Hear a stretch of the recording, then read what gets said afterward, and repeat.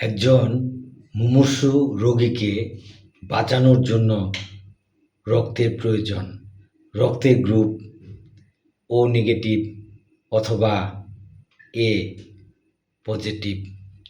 এরকম অনেক বিজ্ঞাপন আমরা বিভিন্ন মিডিয়ায় দেখতে পাই। কেননা মানুষের যখন রক্তের প্রয়োজন পড়ে তখন রক্তের গ্রুপ না মিললে কিন্তু রক্ত পুশ করা যায় না।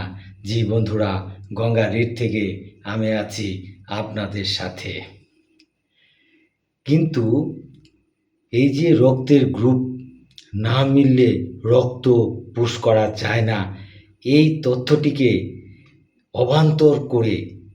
অবান্তর ঘোষণা করে জাপানের বিজ্ঞানীরা এক রকম কৃত্রিম রক্ত আবিষ্কার করেছে।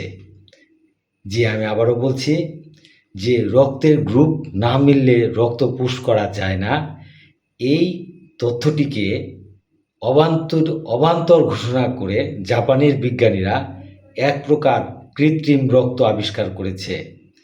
যে রক্ত যে কোনো গ্রুপের রক্তের প্রয়োজন পড়লে রোগীর শরীরে পুশ করা যাবে এবং এই রক্ত পুশ করার সময় রক্তের গ্রুপ দেখার কোনো প্রয়োজন নেই। অর্থাৎ যে কোনো রক্তের গ্রুপের রোগী জাপানের বিজ্ঞানীদের আবিষ্কৃত এই কৃত্রিম রক্ত কিন্তু শরীরে পুশ করতে পারবে। বর্তমানে এই রক্ত ক্লিনিক্যাল ট্রায়ালের মধ্য দিয়ে যাচ্ছে। ধন্যবাদ।